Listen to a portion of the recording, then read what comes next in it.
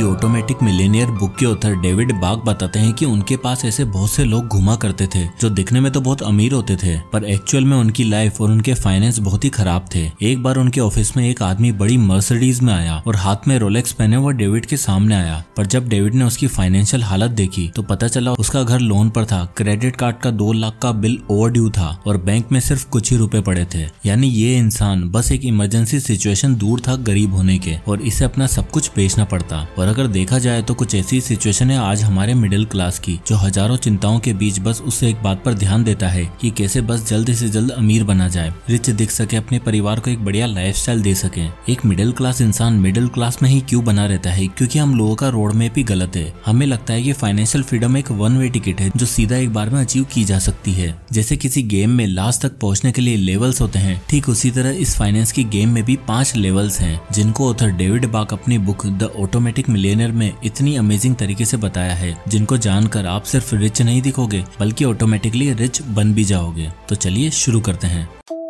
Level number 1, the latte factor. दोस्तों, अमीर बनने के लिए हम सोचते हैं कि ये कर लेंगे, वो कर लेंगे, यहाँ से पैसा आ जाएगा, वहां से पैसा आ जाएगा, और जब पैसा आ जाता है तब भी हम सेफ और सिक्योर फील नहीं कर पाते। ऐसा इसलिए क्योंकि रिच बनने के लिए अर्निंग सबसे बड़ा रीजन नहीं है, बल्कि आपकी स्पेंडिंग्स हैबिट है। और इसके लिए ऑथर हमें एक बहुत ही अमेजिंग रूल फॉलो करने को बोलते हैं, that is the latte factor. तो इस फेमस रूल की शुरुआत तब हुई जब ऑथर अपने एक फाइनेंशियल लेक्चर के दौरान किम नाम की एक लड़की से मिले। किम का मानना था कि दिन के 5 से 10 डॉलर सेव करना इम्पॉसिबल है और ऑथर कुछ भी कसीदे पढ़ रहे हैं। किम की बात वहाँ बैठे 90% लोग एग्री कर रहे थे। इस पर ऑथर ने पूछा कि मैडम, आप मुझे अपना डेली रूटीन बताइए, मैं कुछ जानना चाहता हूँ। किम ने बताना शुरू किया कि सबसे पहले मेरे दिन की शुरुआत डबल नॉन फैट लाटे से होती है। ऑथर ने कहा बस यहीं पे रुक जाओ और ये बताओ कि ये लाटे आप ऑफिस में पीते हो या फिर घर पे। इस पर किम बोली कि मैं और मेरे फ्रेंड्स स्टारबक्स से ये कॉफी पीते हैं। ऑथर ने पूछा ये कॉफी कितने तक की आ जाती है और इसके साथ आपको क्या मिलता है? तो इस पर किम ने कहा कॉफी का मेरे हर दिन का एक्सपेंसेस $5 है। ऑथर ने कहा यानी आप दिन का $5 कॉफी पर खर्च कर देते हो, जो महीने का होता है $150 और साल का होता है $1800। अब जरा सोचो किम, अभी तुम 23 साल की हो और अगर तुम साल का ही $1800 बचा के अगर उसे इन्वेस्ट करो जहाँ आपको केवल 10% का रेट ऑफ रिटर्न मिल रहा है, तो जानते हो 65 की एज तक तुम्हारे पास कितने पैसे होंगे? $1.17 मिलियन।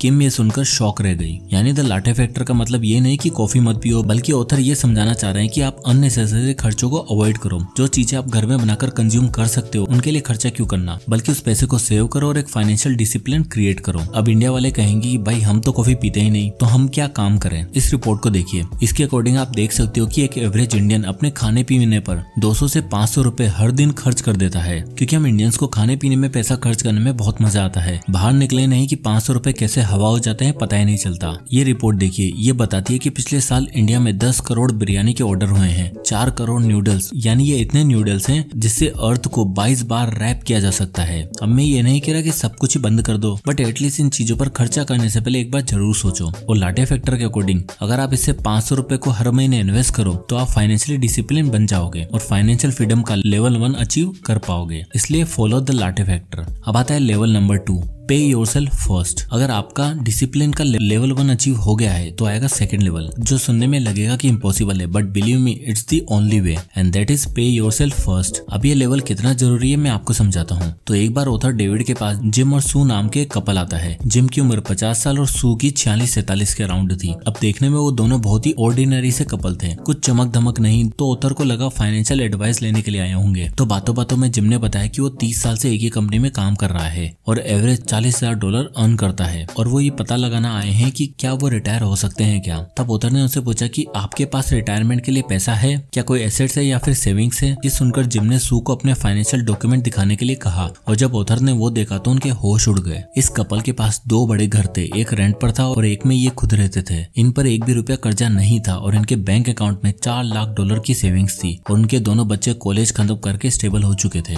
यानी उनके खर्चे एकदम कम थे और इनकम बिल्कुल स्टेबल। और जब डेविड ने इनकी नेटवर्थ कैलकुलेट करी तब पता चला कि इनकी नेटवर्थ $1 मिलियन से भी ज्यादा है। डेविड ने सोचा भाई मैं इन्हें क्या सिखाऊंगा, इनसे तो मुझे सीखना चाहिए। और उन्होंने पूछ ही लिया कि आप लोगों ने आखिर इतना पैसा कैसे सेव कर लिया। इस पर सू ने बताया कि एवरेज सैलरी होने के बावजूद भी हम आसानी से सेविंग कर लेते थे, क्योंकि हम बाकी कोई भी खर्चा करने से पहले सैलरी आते ही एक फिक्स्ड अमाउंट सेव कर दिया करते थे और बचे हुए पैसों को नीड्स और वांट्स में खर्च करते थे। स्टार्टिंग में तो इनकम इतनी नहीं थी, इसलिए हम शुरुआत से सिर्फ 4% ही सेव करते थे, लेकिन धीरे धीरे हमने ये परसेंटेज इंक्रीज किया और देखा देखिए हमारे बैंक में $4 लाख हो गए। देखो यार, बजट बनाकर लास्ट में सेविंग करना बहुत मुश्किल है। वो पैसा कभी भी बच नहीं पाता, कभी किसी फंक्शन में निकल जाता है, तो कभी पल्स बाइंग करने में, तो कभी कोई इमरजेंसी में। इसलिए आपको सबसे पहले अपने लिए पैसा अलग रखना है, यानी सैलरी आते ही सबसे पहले उसका 20% यानी अगर आपकी इनकम 30,000 है तो हर महीने 6,000 रुपए अलग रख के सेव कर लो और रेस्ट 24,000 से अपनी नीड्स और वांट्स पर खर्चा करो। और ऑटोमेटिक पेमेंट के जरिए आपको ये 20% हमेशा इन्वेस्ट करना है। बात है level number 3, the power of compounding. पे योरसेल्फ फर्स्ट और द लाटे फैक्टर के कॉन्सेप्ट को जानने के बाद आपको इतना तो समझ आ गया है कि आपकी मंथली इनकम में आपको एटलीस्ट 20% तक सेव करके इन्वेस्ट करना है और जितना हो सके उतने अननेसेसरी एक्सपेंसेस को कट ऑफ करके पैसे बचाना है। और अपने बचाए हुए अमाउंट को अगर आप इन्वेस्ट करते हो तो आपको पावर ऑफ कंपाउंडिंग का मैजिक देखने को मिल सकता है। यहाँ होता हमें मेरी नाम की एक लड़की का एग्जाम्पल देते हुए बताते हैं जिसकी उम्र केवल 22 साल थी और 22 की उम्र से ही उसने हर महीने $100 सेव करके इन्वेस्ट करना शुरू किया और अपने इस इन्वेस्टमेंट के लिए उसने एक लो कॉस्ट इंडेक्स फंड को चूज किया था और अपने डिविडेंड्स को भी री इन्वेस्ट कर देती थी। और 32 की एज तक उसके पास $22,000 की वेल्थ हो चुकी थी और 45 की एज तक आते आते वो एक मिलियनियर भी बन चुकी थी। और सवाल आता है कि ये तो ही मेरी की बात, बट हम इंडिया में किस तरह से अपना पैसा इन्वेस्ट करें कि हमें भी पावर ऑफ कंपाउंडिंग देखने को मिले। तो दोस्तों ये है रवि बंसल, जिसकी उम्र 23 साल है और इसकी मंथली सैलरी 25,000 रुपए है। और ये बुक पढ़ने के बाद भी उसने पे योरसेल्फ फर्स्ट और द लाटे फैक्टर की मदद से महीने का 5,000 रुपए बचाना शुरू किया और इन 5,000 रुपए के लिए उसने निफ्टी 50 इंडेक्स फंड को चुना। तो ये SIP कैलकुलेटर में देखो, रवि अगर 10 साल के लिए 5,000 की SIP करता है जहाँ उसे 15% का रिटर्न मिल रहा है तो 10 साल बाद उसकी वेल्थ 13,93,000 हो जाएगी। और अगर वो इस SIP को कंटिन्यू रखता है और 20 साल तक इन्वेस्ट करता है तो उसकी वेल्थ 75,79,000 हो जाएगी। एंड फाइनली 30 साल बाद यानी रिटायरमेंट की एज तक अगर वो इन्वेस्ट करता रहता है तो उसकी वेल्थ 30 साल बाद 3,50,49,103 रुपए हो जाएगी। तो ये है पावर ऑफ कंपाउंडिंग जो आप अच्छे से एंजॉय कर सकते हो अपने फाइनेंस को ऑटोमेट करके। और इन्वेस्टिंग करने के लिए आपके पास एक डीमेट अकाउंट जरूर होना चाहिए। तो फ्री में डीमेट अकाउंट ओपन करने का लिंक आपको डिस्क्रिप्शन में और पिन कमेंट में मिल जाएगा। आप वहां से जाकर आज ही अपना फ्री में डीमेट अकाउंट ओपन कर सकते हैं। अब आता है लेवल नंबर 4,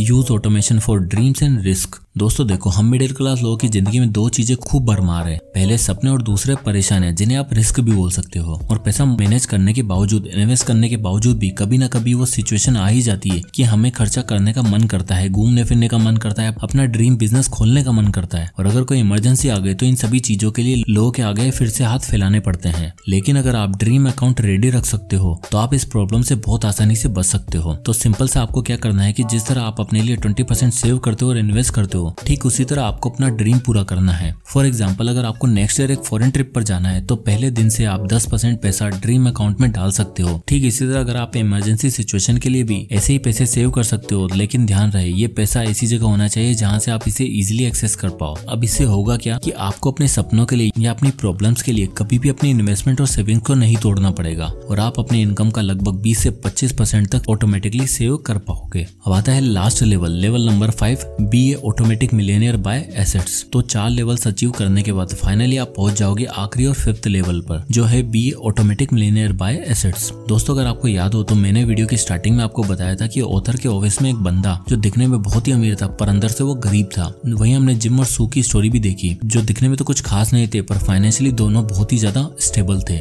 ऐसा इसलिए क्योंकि जिम और सू के पास एसेट थे, एक ऐसा एसेट जो उन्हें पैसिव इनकम अर्न करके देता था। और दोस्तों मानो या ना मानो, आज से 100 साल पहले भी और 100 साल बाद भी रियल एस्टेट और प्रॉपर्टीज एक अच्छा एसेट रहेंगे, क्योंकि ये एसेट ना सिर्फ आपको फाइनेंशियल सिक्योरिटी देता है बल्कि टाइम के साथ साथ आपको पैसिव इनकम भी प्रोवाइड करता है। अब आप सोचोगे कि 20% सैलरी इन्वेस्ट करने के बाद क्या खास पैसा बचेगा जो आप एसेट खरीदेंगे। बिल्कुल सही है, मैं एग्री करता हूँ, पर अगर आप सोच के देखो कि आज जो पैसा आपके पास बचता है क्या आप उससे एसेट खरीद रहे हो या फिर लायबिलिटीज। आज की डेट में इस दुनिया में पैसिव इनकम सोर्स बिल्ड करने के लाखों ऑप्शन है। मैं खुद अपने चैनल पर कई ऐसी वीडियो बना चुका हूँ जो पैसिव इनकम सोर्स बिल्ड करने के बारे में है, जैसे कि एसेट वो आपका यूट्यूब चैनल हो सकता है, फ्रीलांसिंग काम हो सकता है, एजेंसी बिजनेस हो सकता है, स्टॉक मार्केट इन्वेस्टिंग हो सकती है या फिर कोई ऑनलाइन बिजनेस। तो एसेट कई तरह के हो सकते हैं, बट याद रहे आप पूरी जिंदगी काम नहीं कर पाओगे। और ये बुक आपको जल्दी जल्दी अमीर बनने का वादा नहीं करती, क्योंकि ऐसा कोई रास्ता ही नहीं है, बल्कि ये बुक प्रैक्टिकली 5 ऐसे लेवल बताती है या कह लो 5 ऐसी गलतियां बताती है जो एक नॉर्मल इंसान सुधार करके सही तरीके से समझकर टाइम के साथ रिच बन सकता है। तो एट लास्ट अगर वीडियो को सम अप किया जाए तो फाइनेंस की इस गेम में आपको 5 लेवल क्रॉस करने हैं। पहला, लाटे फैक्टर यानी अननेसेसरी अननेसेसरी एक्सपेंसेस को कट करो। दूसरा, पहले खुद को पे करो यानी पे योरसेल्फ फर्स्ट। तीसरा, अपने रिटायरमेंट फंड के लिए पावर ऑफ कंपाउंडिंग का सहारा लो। फोर्थ, 20% अलग से सेव करो और 10% अपने ड्रीम अकाउंट में डालो, जो जरूरत के टाइम पर आपकी सेविंग्स और इन्वेस्टमेंट को सेफ रखेगा और सभी तरह के रिस्क से भी आप बच पाओगे। And fifth,